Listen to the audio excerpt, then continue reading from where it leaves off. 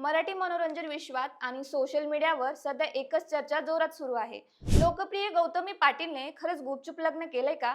ही चर्चा तेव्हा सुरू झाली जेव्हा गौतमी पाटीलने आपल्या इंस्टाग्रामवर एक खास व्हिडिओ शेअर केला। या व्हिडिओमध्ये गौतमी अगदी नववधूच्या वेशात दिसते। हिरवी साडी, नथ, मंगळसूत्र, दागिने आणि डोक्यावर फुलांचा मुकुट। लग्नात घेतला जातो अगदी तसा उखाणा। सगळं काही अगदी खऱ्यासारखं दिसत होतं। या व्हिडिओ पाहताच सोशल मीडियावर लोकांनी तिला शुभेच्छा द्यायला सुरुवात केली। काही चाहते आनंदी झाले तर काहींना धक्का बसला। ह्या व्हिडिओमध्ये तिच्यासोबत मराठी अभिनेता ओमकार राऊत असल्यामुळे दोघांच्या लग्नाच्या चर्चांना आणखी हवा मिळाली। काही पेजेसवर तर थेट गौतमी पाटीलचं लग्न झालं अशा बातम्या व्हायरल झाल्या।